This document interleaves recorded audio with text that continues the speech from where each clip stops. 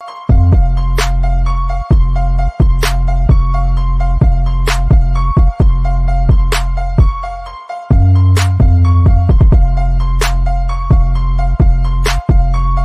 fuck with them hoes.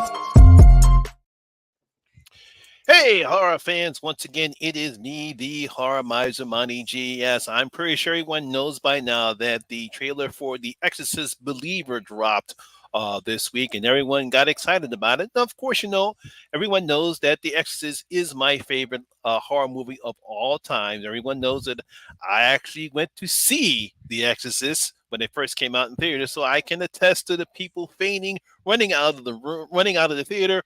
I didn't see them throw up. And so I decided to bring on back on my channel once again the Nightwatch Zone. Night, say hi to everyone on the stream. Hey everyone, what's going on? I'm glad to be here. And yeah, we definitely got to talk about The Exorcist Believer. There's a lot to cover. A lot to cover. A lot to cover. Yeah, no, back when it was first announced that they were thinking about doing a remake of The Exorcist, everyone skitsed out because That's right. some people don't like remakes. And I Mhm. told everyone before that remakes are going to get done because that's what Hollywood does now. And I actually did a live stream with my friend Mark, the movie man, and my good friend Ashley from the Movie Oracle. We did that a couple years ago. And Mhm. now we actually don't have the remake. We have a direct sequel to the Mhm. original Exorcist. This is going to be called That's right. Exorcist Believer. And of course, it's done by David Gordon Green. Mm. Now, when you heard this night, what was your first reaction of this? Well, I'm going to be honest. The first reaction was, why? Okay. That was my first reaction, just honest reaction, because like you, I hold the OG classic in very high regard. So my first reaction was why? And then, hearing that David was going to tackle this, I was just thinking, wow, that's really like a different sandbox than doing Halloween. Not to say that I didn't believe that he could do it, but it just, I don't know. I guess questions was the main thing that fluttered my mind when I first heard about it, man. Yeah, because my first instinct was that okay, I've been waiting for this to come out. I'm Hmm. not surprised that it happened because we all waiting for it, but I was not surprised that they were not doing a reboot. I think because they wanted to not piss off all the fans, especially the like my generation who Yeah, really loved the yeah, X. They didn't want to piss that generation. They decided, okay, we're not going to do a remake. We're going to do a direct sequel, a la the Texas Chainsaw Massacre. We're going to do a direct sequel. Now, it was right. pretty interesting because what I read is that even though this is a direct sequel to The Exorcist, the remaining films are still part of canon. I believe Universal. And that's another interesting. Universal paid over $400 million to get the rights for that one, so they must really believe Yeah, in David Gordon Green. Because as a right. matter of fact, I think I was trying to see um, what the box office was because despite the fact that a lot of people might not like the trilogy, it did make money. It Oh made, yeah. oh yeah, yeah. I believe the first one in 2018 that almost made close to over 250 million on a Yep. $10 million budget. So the films made money. So I'm not surprised. Um, Universal decided to go on ahead and grant him this grant him this request to do this. See, Mm. Wayne Turner said, he said yes. Hey, Good. Wayne. Hey, Wayne. Yeah, yeah. Thanks for joining us this morning. Good morning. Very cool.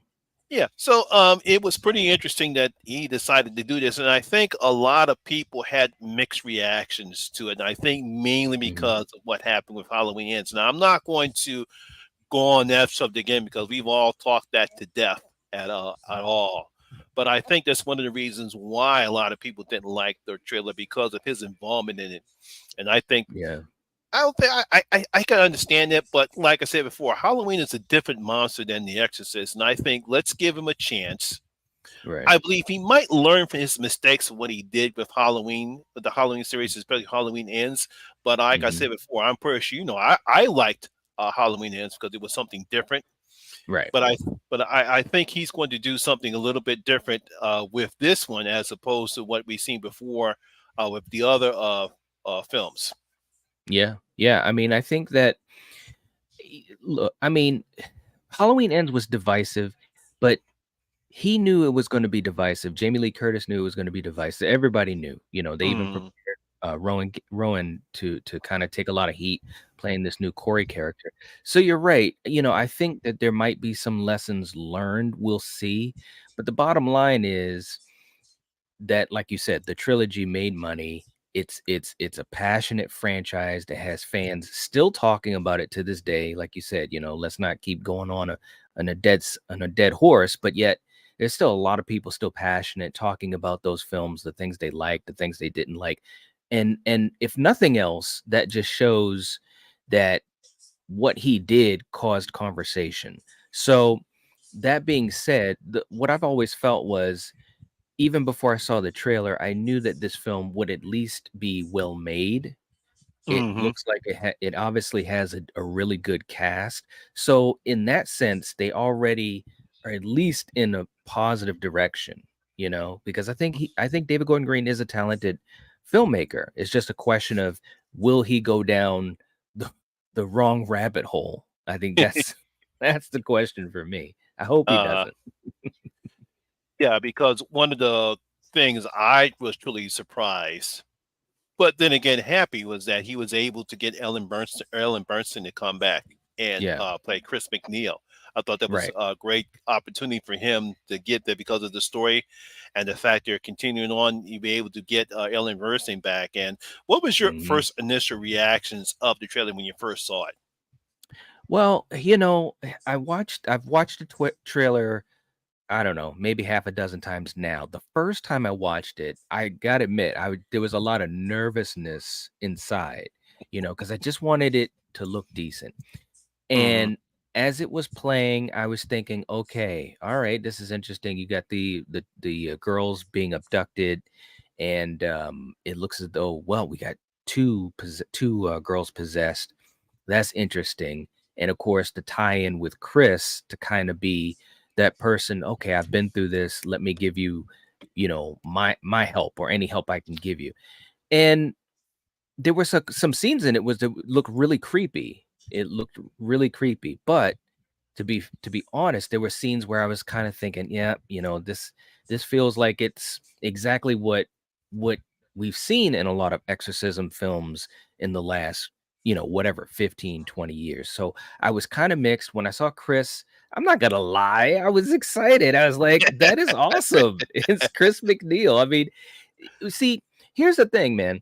I think when you have an OG character like that come back, there's a handful audience that is anti-nostalgia. Hmm. You've got the other side that appreciate nostalgia, and then you got the people in the middle. I'm more in the middle towards, I like it because I just want it to work. You know what I mean? And I think that there's a shot that this is going to work because of the structure of the story. So yeah, my overall first thoughts when I saw it was kind of like, all right, it's looking okay. It's not, to me, it's not going to be the crap show that a lot of detractors think it's going to be. Yeah, Val C said she watched it the first time and messaged you and told them Yeah. she was mad about it, not getting the same Hmm. vibes the OG gave. But after watching a few more times, it piqued my excitement about it. Yeah, because when I first saw the trailer for The Exorcist, Hmm. I was like, wow, I was really amazed. And because I think I was either 12 or 11 at the time when I first saw the trailer for The Exorcist, and I was Hmm. amazed because at the time no one ever saw a movie like that before, and That's right. so I'm pretty sure, unfortunately, now in this modern society we've been divulged with a whole bunch of possession exorcist films. I mean, as a matter of Hmm. fact, we just had one this year, The Pope's Exorcist. Right. Right. And Right. we had that, and then earlier this year we had Pray for the Devil. So we've Hmm. been so a lot of people when they see this trailer says, "Oh boy, here we go again." Because even Eric He said that it seemed just like a regular possession film to him, That's right. and Yep, I he laughed at did. that. Yeah, and so when I watched the trailer for the first time, I says, "Okay, let's see what David has in store for us." Now, of course, just like what Val said and everyone else is saying, I love the two possession girls. I thought it was decent. It's something different than we had before. I actually Mhm. thought they were going to use a boy in this one Mm, because I knew this it was going to be a child, but I didn't know it was. I thought it was going to be a boy because I thought they was going to try to okay, let's not make it a girl this time. Let's go make it a boy. But the fact they're using two mhm, girls being possessed, mhm. I thought that was a clever idea. I thought Yeah. the trailer did a fantastic job in showing how the girls get possessed. You know, you Mhm. really have some creepy moments. You gotta give them a nice little giant jump scare where the father is busy brushing his teeth and the girl just pops out Right. right there.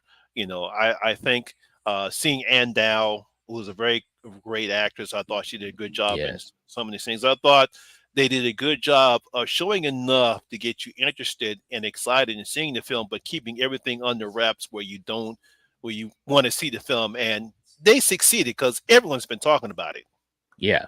Yep. It's true. It's true, man. I mean, you know, when you do a trailer to a movie like this, you have to be careful because there's a lot of buzz, a lot of excitement around it. This is a big tentpole horror movie. So I do think that they, like you said, did enough to kind of show us what's going on, give us a sense of the story, and hopefully knock down some of the fears and anxieties Hmm. from the people that are on the fence or even the detractors. I've had a lot of people in the comments for my video on it say, "Okay, it looked okay. Maybe this will work out." So I think the trailer did enough to give us a sense that okay, this might work, you know. And the other thing too is that I think, you know, you've got Leslie Odom, who I think is a great actor, Oh yeah. number one, and the fact that we've got two girls, two families, there could be some really cool interplay between these two sets of families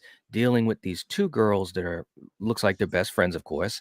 And I hope they do that because then that's going to harken back kind of a little bit to the vibe of the original because the original it really it really covered some interesting topics that wasn't even really about the possession itself, you know, Mm-mm. Father Karras's loss of faith, Hmm. Marin and his career dealing with this enemy, this ancient demon, and obviously Chris as a mother trying to figure out what's going on with her daughter and the care and the stress and anxiety of dealing with a daughter that you want to try to help through medicine and science and nothing is working.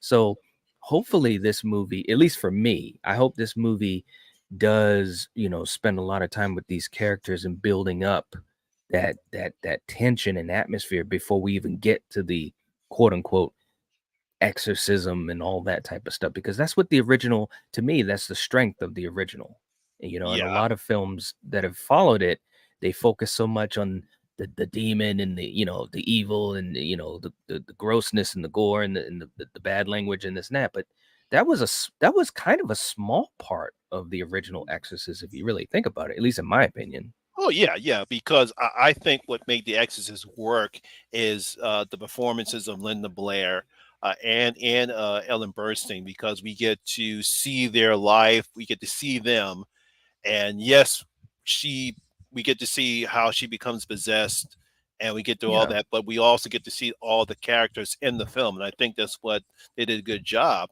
And that's what I yeah. think some of the problems that we've had with some of these possession films is they focus Hmm. more on the possession itself and not the characters. I mean, Right. one of the worst horror films I saw, I would say possession horror films, was a film called The Possession, and with that, I think it was Kira Sedgwick and Jeffrey Jeffrey Gordon. Dean Morgan. Yeah, Morgan. Yeah, they played. It was a Jewish thing. Hmm. The book, and unfortunately, were focusing on the possession and not even focusing on the characters. And the characters, Right. and no, that's not how you do a possession film. You know, it Yeah. has to be character driven. That's right. Yep, Hmm. I agree. I absolutely agree. I mean, like to me, one of my favorite exorcism movies is The Exorcism of Emily Rose. Oh yeah. And Hmm. in that movie, geez, man, I mean, they spend a hell of a lot of time just working on the characters and just the kind of the battle that was going on behind the scenes of the actual possession itself, because it was really like a courtroom Yeah. situation, you know. Yeah. So I hope, and you would think there is someone with half a brain behind this whole project that is thinking like that and saying, look, we can't outdo these other 1,000 possession films since The Exorcist that have shown people doing this and yelling and screaming and gore and grossness. Hopefully someone said, we got to do something that will really hit home, you know, the emotional weight for the audience. I really hope someone said that, because if they do, then we got a shot. Well, when you have Jason Bloom, and the Bloom House, Hmm. they've had some hits, and unfortunately, they had some misses. So, Yep. Yep. so hope I don't know how much he allows his directors or filmmakers. It seems like he's a pretty good producer or executive producer. I think he gives them free reign on Yeah. on their projects. He's not a meddler like Hmm. some of these other filmmakers, some of these other movie studios, when it comes to making films where they just meddle because Hmm. they think, oh no, we can't do that because we can't get the teenagers to come. And it's like, look, don't you know? It's not the teenagers that you have to worry about. You want to make sure that you want to get the horror fans to come see your film. That's You right. know, That's that's what right. you want to do. Yeah, yeah. But what you said about let's see, Leslie Odom Jr. Yeah, Mm. he's a very good actor. It was nice to Yep. see him get a lead role in his because I've seen some of his films before. He's a very good actor. I also like the fact that just like you mentioned, we have these two girls and these two families is also a diversified family, and I think that also plays Hmm. well for a modern audience. So again, I like that Hmm. David Gordon Green is putting modernization into this film. So I thought that was Yeah. pretty good that he added that in there. I said, wow, this is going to be pretty interesting. He's going to see two family dynamics and seeing how each of them play differently as far as what's Yeah. happening to these girls.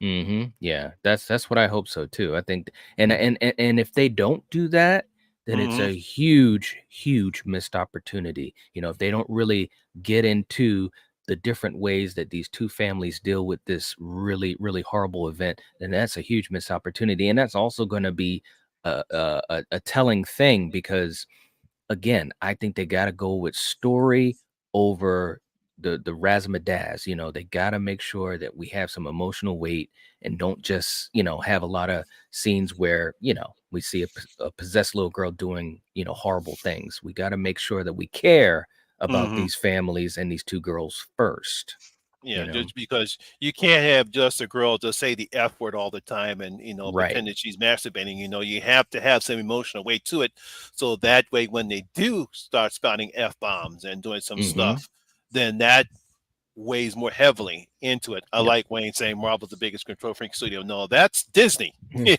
All right. But Disney owns Marvel. Yeah, so that's Disney. But let's see what we have here. I'm going to guess it's just one demon because the girls' heartbeats are beating in sync. What do you guys think? Do you think it's two demons? Do Mm. you think Pazuzu's back?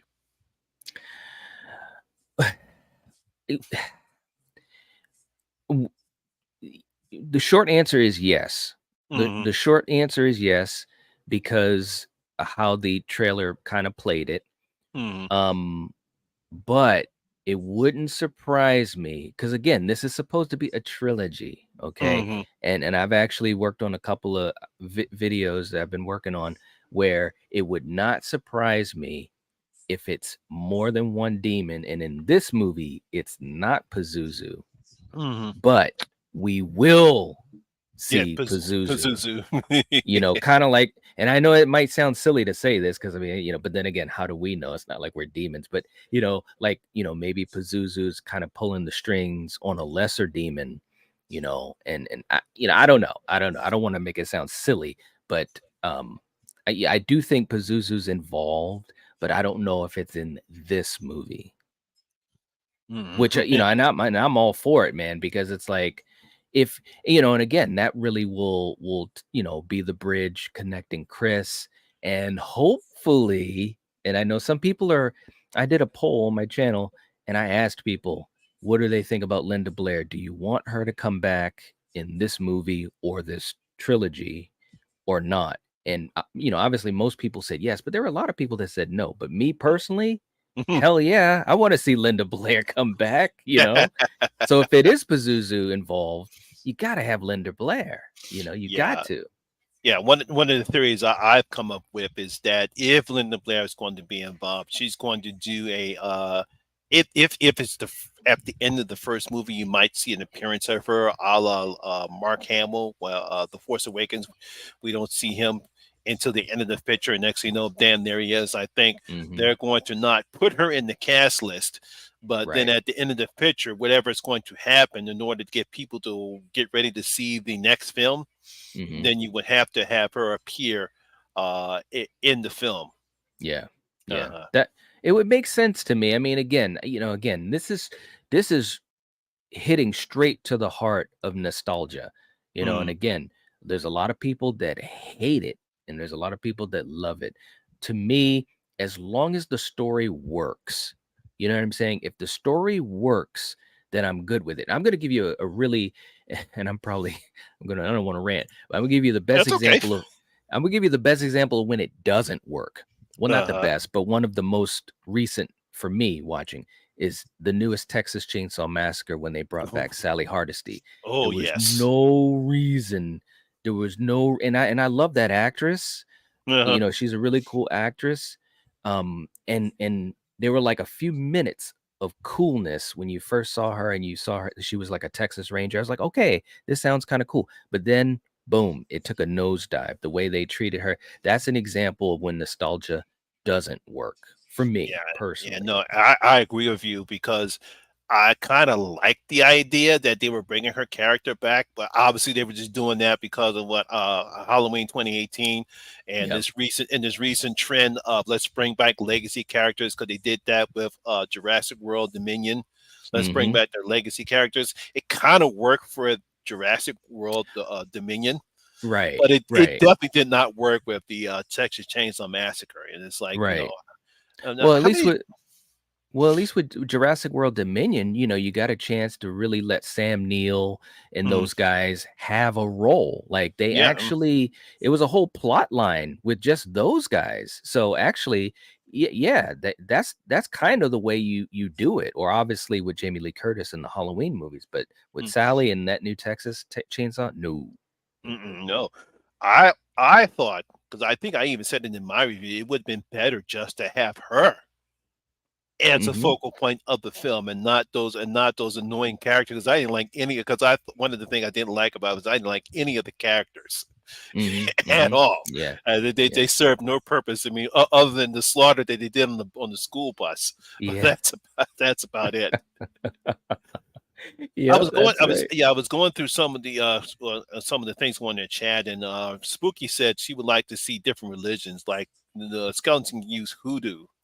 Yeah, Oh I don't yeah. know if they're going to do that. It would be interesting to see if they actually do different religions. Mm. Uh, and That the would be Wayne's, interesting. yeah, man, interesting. Yeah. I'm surprised they have not remade this. Yeah, I Not to, know. not to, Serpent and the Rainbow. not to go off subject. Yeah, I'm surprised they have not remade that film. Hmm. See, I haven't thought about being in this one, especially with Christian scratching Reagan in the bed. But that'll be interesting of him pulling some lower demon strings, though. Yeah. Uh, Yeah, man. I mean, hey, like I said, if you're gonna tie it back to the original, you either one to me anyways, you gotta have some type of bridge to Linda Blair, or you got to have something that ties back to Pazuzu. And they kind of teased both in this trailer. So, mhm, if this is a trilogy, so you've got to always ramp up each movie with the story, and like you said, bring people back and stuff like that. What better way than to, like you said, maybe at the end of the movie, there's Linda Blair and blah blah blah, and then we realize that the demon or demons in this movie is basically like the lower level demons or henchmen or whatever, and it's really about Pazuzu. I mhm. think, to me, and again, I'm not I'm not a movie writer, so, but I'm just saying, as a fan, as a viewer, I could get behind that and be interested. It has to be executed correctly, though. Mm. No idea will work if it's not executed correctly, right? So it has to be executed the right way. But as an idea, I could get behind that. I really could. Oh yeah, yeah, yeah. Because you get just unlike the couple of films I saw so far this year, like Devereaux and the Flood. Yeah, I mean, I feel sorry for Eric having to go through all those bad That's high right. films, but I trust me, know. Devereaux and the Flood are two of the worst horror films I've seen so far. I mean, they're worse than Wow. some of those Mark Malone films. Uh, Jeez. Yeah, so Eric, yeah, I feel your pain, man. But trust me, if you ever saw Devereaux and the Flood, you understand. Oh boy, those are terribly made films. I mean, those are prime examples of a film not executing correctly. I mean, Right. I don't know if you've seen Talk to Me yet, but Talk to Not Me, yet. not yet. Yeah, I won't say too much about it. But when you have filmmakers that use the low budget as low as they have and create a decent horror film, then that's Hmm. excellent. That's excellent. Yeah, but when you get a chance to Right. see, I believe you're going to love it. I won't Yeah. say love it. I believe you're going to enjoy it. Hmm. Hmm. Yeah, yeah. That's like I said before. You have to make sure that the families are affected. You want to make sure that they're appealing enough that we Right. start pulling for them. We feel sorry for them, and that's what makes an effective horror movie is that you build your characters so that we start Hmm. caring about them. That's right. Hmm. Yep, you have to. And I mean, and man, like it's right there on the table. We got two families, we've got two daughters. It's all right there. If they can have something that makes them appealing and makes us care about them, then this movie could be decent. I've predicted this and I've already said if I watched it, and I will be seeing this in theaters, obviously, Mm. because the curiosity and the love for the OG is just too much for me. So I will be seeing it in theaters. And if this movie is good, then I'm gonna be making so many damn videos and just say So it I. they did it. They did it because there's so many people that Mm. are like already saying this is the worst thing ever put to celluloid and da da da da. Da. It's like, bro, and you just talked about some yourself. I've seen a lot of bad horror movies. Like you can't even watch them. They're that bad. I can guarantee you this won't be that. It may not be great. It may not even be good, but I know it's not going to be the worst thing ever. I Oh do yeah, know trust that. me. Yeah, I can't see David Gordon Green making a film as bad as Devereaux and the Flood. And like I said, it can't be put this way. I don't know what's going to happen when we see it and how we're going to rank it with the other films in the franchise. Right. Just like with Halloween 2018, we didn't know how we're going to rank it, but I'm pretty sure Mhm. with David Gordon Green and depending upon the story, I think he's going to at least have something that's comfortable and oh boy, I can't get my words together. It's going to be very good, and Mhm. I think most horror fans will enjoy it. Yeah. Yep. Hmm. Agreed. I see. It's easier said than done, but I have to try to compare this to the original, aka Judgment on Its Own Marriage. Yeah, that's Mhm. what I always do.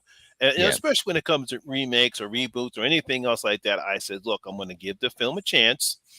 I'm gonna wait to see what's going to happen and watch Right. the film, and then I'll go on ahead and see what I thought about the film.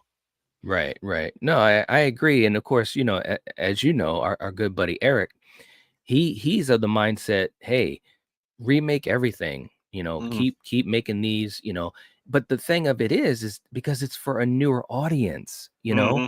there are a lot of people that the newer audience or the younger kids, people that are, whatever, between the ages of 7 and 25, let's say, they don't care about The Exorcist.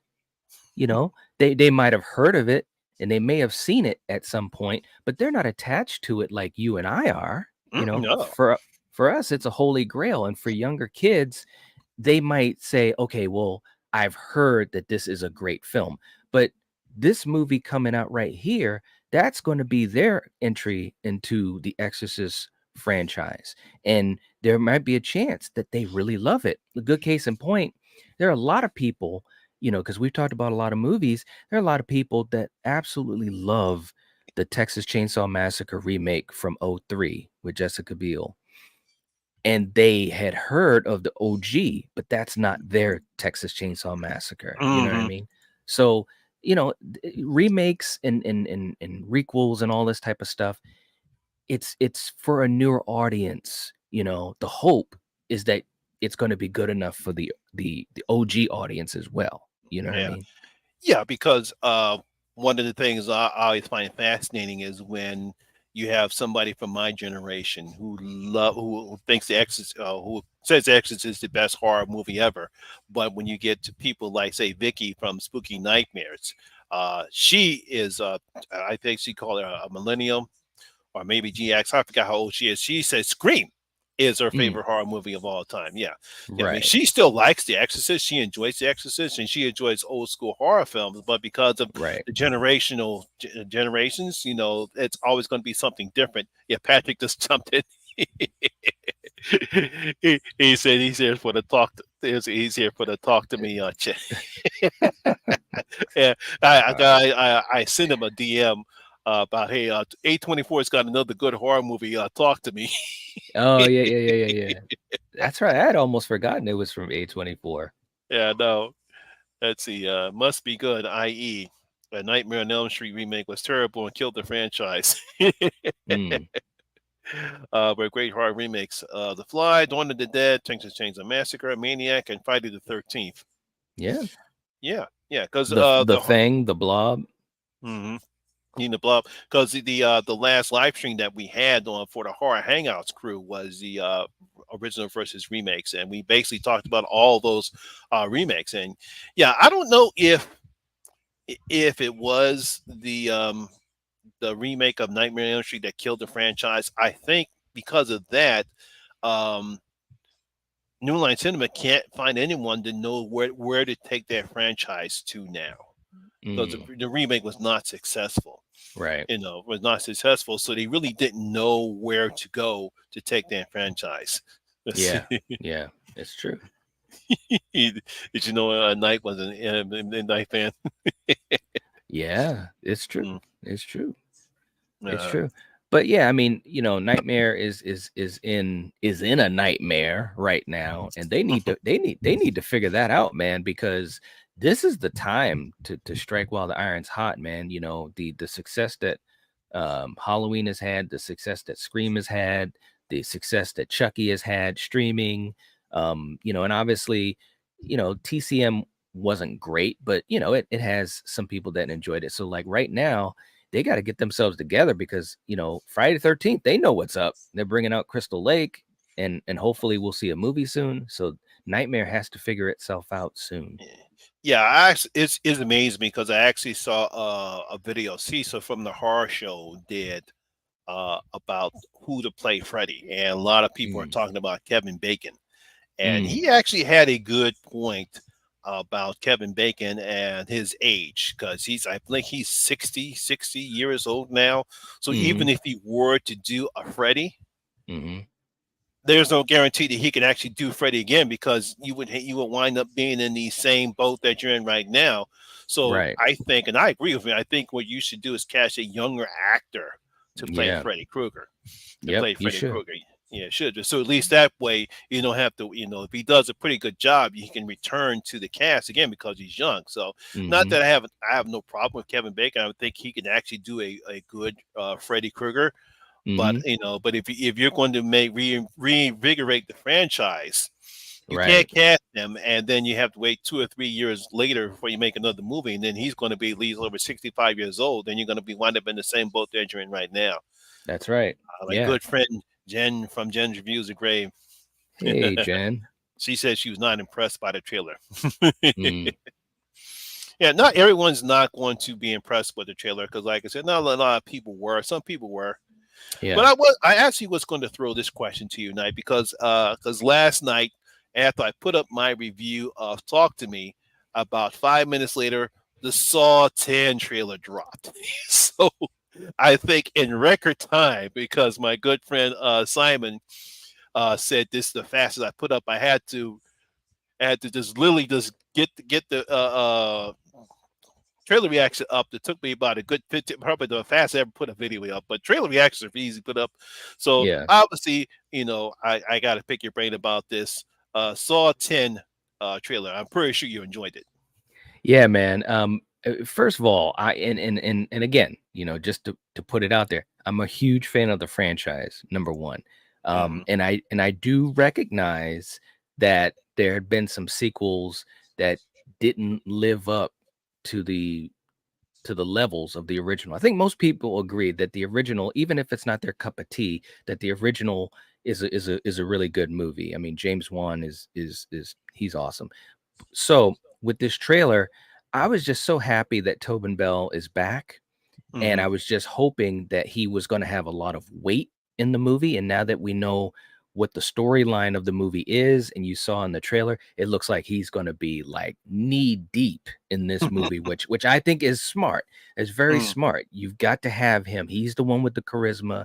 He's the one with the presence. He is Jigsaw, right? So, but I think the story is going to be really, really good, because this is a very um emotional type of storyline. It's obviously personal for him, because he was duped, by Hmm. these doctors down in Mexico. So I think it's going to be I think it's going to be a good Saw film. I really do. It might be one of the best sequels, in the last, obviously there was um you know 9 of them, and this might be one of the ones that at least be, somewhere in the middle to upper ranking of the franchise.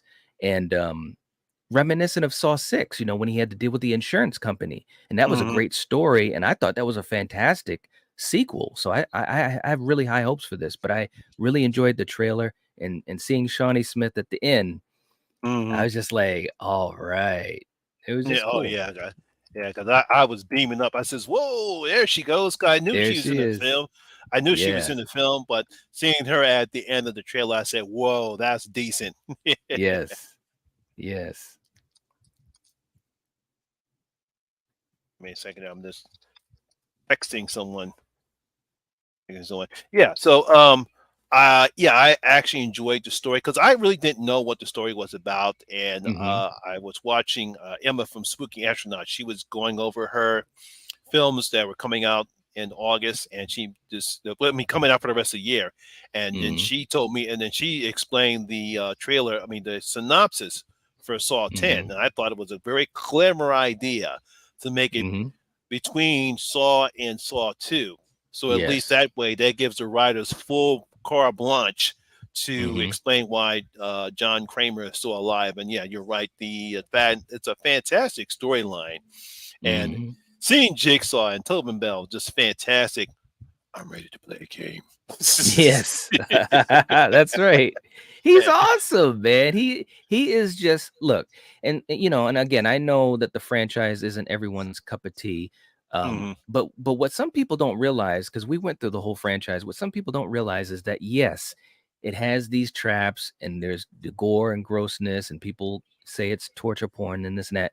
But what a lot of people don't realize is that the traps in pretty much all of these movies, Hmm. especially the best ones, the traps is the smallest percentage of what the movie is. These movies have a lot of great story beats that go on, and character moments, and people, because the traps catch the headlines, you know what I mean? Yeah. But the storylines are what's really, really awesome to me, and the mystery and putting the puzzle pieces together and so forth. But again, having Tobin Bell front and center, I think, is a really smart thing, and I can't wait to see it, man. I truly Yeah. can't. Yeah, because I really didn't have a problem with Spiral. I thought Chris Rock was good in the role. Yeah. Unfortunately, it was predictable because I predicted who Hmm. the copycat killer was within 20 minutes after the film started.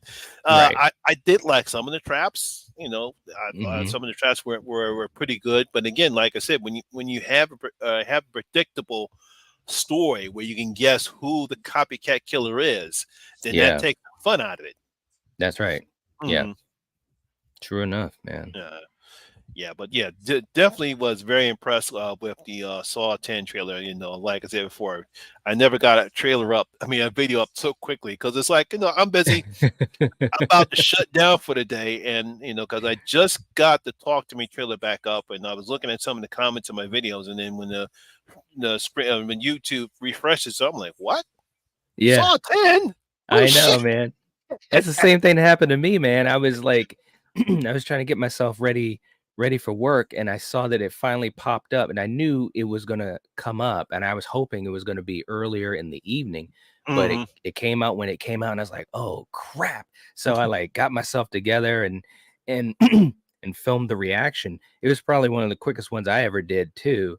And I was like, I gotta put this out. I gotta put this out. So, that's the thing people don't realize is that as YouTubers, you know, we got sometimes we have to make things happen at the Hmm. most inconvenient time. Times. Yeah, because it was like, because my wife is coming down. She says, Lamont, what are you doing? I said, I gotta record my Saw 10 trailer reaction just dropped. And Yeah. of course she just shook her head because she's not in the horror like like I am, Yeah. or like you or Right. Corey are. So it's like, she just shook her head and went back upstairs.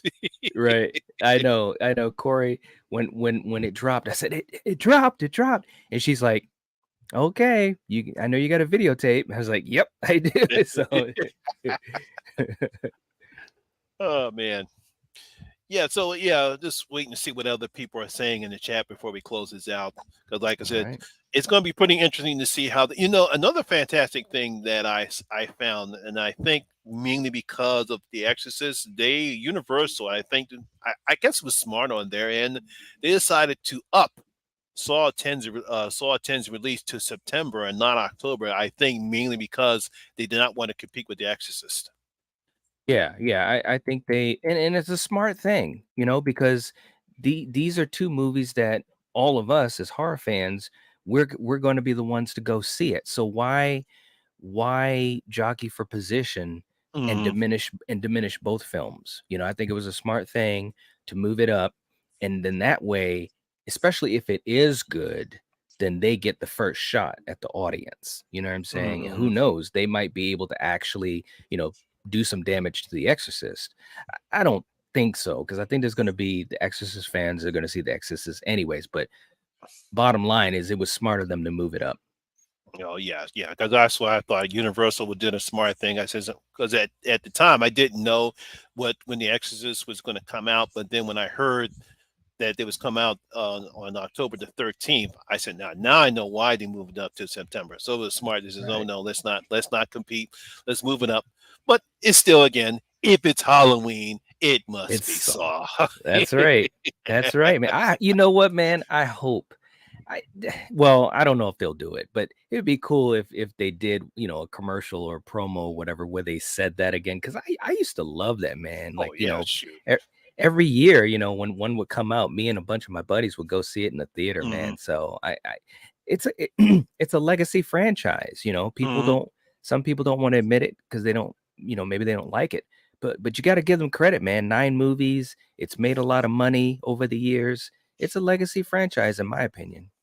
Oh yeah, I mean it's even though horror movies are very inexpensive to make, but Hmm. you still want to you want to have some success at it. So that's why you have, like, with Freddy, Jason, and Michael, Hmm. and now with Chucky, and now with this franchise, you really got to give Lionsgate and credit for the success they had with Saw, because we never knew back when Saw first came out that this was going to be an enduring franchise. Hey, Katie. Right.